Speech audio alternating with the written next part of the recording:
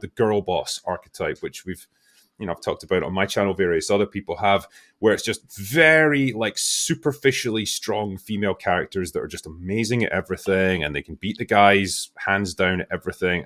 They don't have any weaknesses, and it results in terrible storytelling. And it's certainly an archetype that's run its course now. I think it was Emily Blunt who actually spoke out about this initially, just saying, I will flat out turn down a script that says there's a strong female lead in it because it's so nondescript. It's such a crap piece of writing. It's like you're just relying on the fact that the character's strong, not interesting, not driven, not multifaceted, just strong. That's nothing. People don't multifaceted is such a key term there, Will, and that for me is what we connect with characters when they have depth, when we can relate to their story.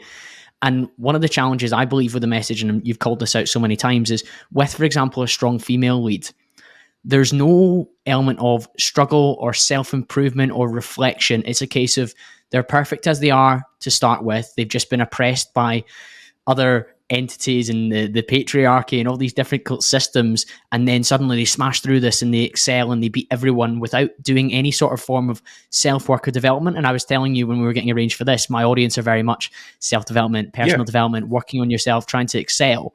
And people like myself and the listeners, we don't connect with a story where somebody just suddenly starts believing in themselves and it radically changes everything. It just feels like fairy tale nonsense. Yeah, and certainly if your central struggle is basically not that you have to improve yourself to overcome a challenge in the world, but rather the world has to just learn to cope with how awesome you are, that's not teaching people very productive lessons, and it's not arming them for life, I suppose, because life is going to throw a lot of challenges at you. And guess what? When you get out into the real world, there is a ton of people out there who are smarter than you, more skilled than you, more talented than you. And what you're going to do, you can either work to improve yourself so that you can compete with them and do well in life, or you can just crumble because you were told that you were amazing the way you are. I know which lesson is more useful to me and probably for any other person out there. And that's what movies, I guess, used to teach us. That was the struggle of the main character, having to rise above their origins, to rise above where they are at the beginning, to go on a journey and become a better, stronger, more capable person by the end. That's the essence of storytelling. And if you remove that, you remove the story. So that's not much, doesn't leave the audience much to grapple with then, I suppose. And that's why people have rejected so many of these characters, because they're not characters. They're just wish fulfillment fantasies from the writers. Why do you think the writers have that particular view or drive? Appreciate they're maybe lashing back at Trump or Weinstein or whatever, but what's the driver? I think because it was actually the second part of the problem that I was going to describe earlier. It was like, one, the reaction was that they created like these girl boss characters, and two, they promote a whole bunch of writers into positions that they're absolutely either not qualified for or not ready for, because their rationale is, we just need more diverse writers in the writing room. We need to get like as many boxes ticked as possible. And so we bring in all these people who either haven't had the experience to become good at their craft, they haven't taken the time to hone their skills as artists, or they're essentially just activists who say the right thing, they tick the right boxes, and then all they care about is pushing their own particular activist viewpoints. They don't care about telling a good story. If they're working within a franchise, they don't care about respecting that franchise or the history of it or the other characters. All they care about is pushing their particular message, and they'll do it by any means necessary. And that is a deathly combination for any story. So that I think is the main problem that you've got there. The writers either can't or won't do their jobs properly now. I'm glad you brought us back to that second point, because I think that is really fundamental. And I think many of us will have seen the leaked footage from the Disney. It was Senior Vice President Michael Giordano, and he was talking about, if you're too white, you won't be hired. Yeah. And he himself, even though he's quite senior, recognizes that as a white man, he is almost against Disney's DEI policy, which would see him get further career progression. And that, I guess, speaks to a lot of what you're saying there, where some of the writers who are getting into these positions are there to try and increase the diversity or to tick a particular box. And that for me is just so disingenuous. And I don't think I've ever wanted to achieve anything in life that's been given to me, albeit as a straight white man. I'm probably not going to be given that, but I can put myself in those shoes and think, oh goodness me, I really wouldn't want to be in a position that I didn't feel like I merited. Well, I think as well, like I'm fully in favor of giving people from all different backgrounds and all different demographics a fair shot to succeed, because I don't think you should have a writer's room that's just all white men or whatever. But I think it has to be balanced out by the competency of the people that you're hiring. And I'm really not in favor of taking opportunities away from one group who might actually be the most qualified or whatever, and giving it to someone else just arbitrarily. So you're essentially like ruining people's careers and stifling their ability to succeed in life just because you've decided certain other people need it more. That's not really fair. I think there needs to be a more gradual change with this. I think perhaps that's part of the problem. They've tried to have an instant overnight solution to this issue that's been going on for decades and generations.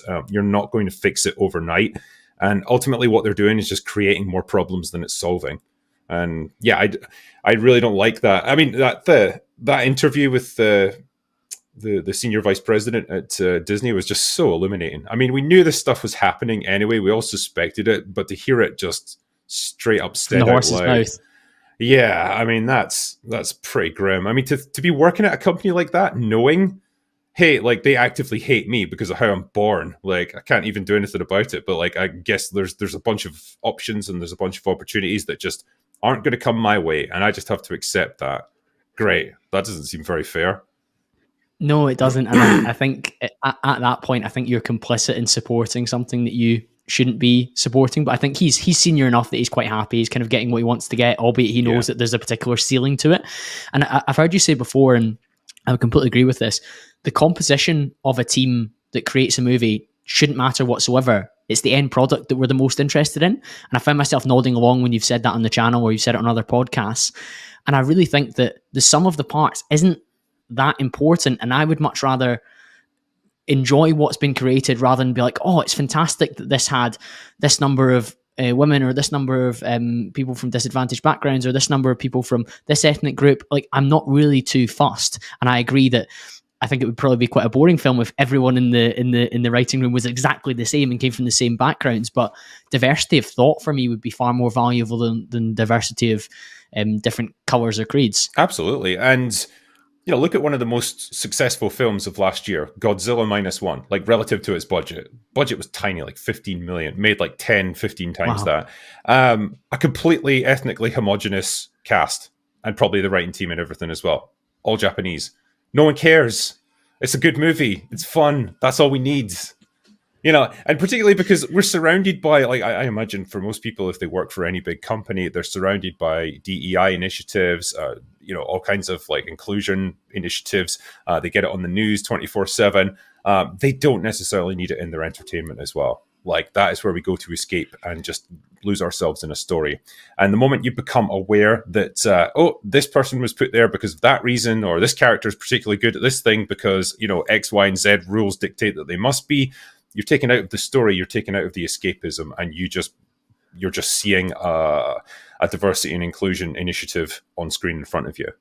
That's all it comes down to. I think that's one of the reasons that your content resonates so much and has gathered such a large following on YouTube, because we just feel like, why are you doing this to something that I'm meant to enjoy in my leisure time? As you say, we've had identity politics creep into the corporate world to an extent that many of us are uncomfortable with. To then try to escape from that and watch something that you want to watch and relax and unwind, and then you're suddenly feeling like you're being force-fed by a fire hydrant, the same sort of stuff that you are trying to get away from. It's distasteful to a large extent. I think that's why when somebody like yourself speaks, albeit sometimes gets quite ranty and quite animated, I think we just like, brilliant, like you're speaking for us well at that point. Yeah, I think there's a real catharsis to be found in someone just articulating what you're thinking. And hopefully doing it in a funny or sort of entertaining way, which is what I strive for, and hence the reason, like, it can be a bit ranty and a bit like, hyperbolic at times, but that's what makes it enjoyable, I suppose. And people, I think, really latch onto that, like you say, to have someone articulate what you're feeling. There's obviously a lot of people out there who agree with it, because I guess I've been lucky my channel has done particularly well. Yeah, we feel seen at that point. And speaking of like different quotas and diversity things that people apply for, you shared the tweet from BBC's hiring program for their Extend program, where they asked that people who apply must specifically identify as either disabled, neurodivergent, or dead. Yeah. I mean, where do we go from here, Will? Yeah, I mean, I'm assuming I'm going to cut them a little bit of slack here and assume it was some kind of weird typo, but I do love that idea that I can apply for a job at the BBC and say that I apply as I identify as dead. You know, so brilliant. That worries me because that's exclusionary, and not the dead piece, but just in general, the way that they're marketing these roles, it's like switching off from another area, and like people who are applying for that, there's not the same sense of like achievement when you get those roles. And as you said, I would be a really big proponent of giving people incredible opportunities and giving them support to get to the levels they want to get to. But when it's done on a level that's just so blatantly like a hand up while putting a hand down on somebody else, Yeah. I don't see how it computes.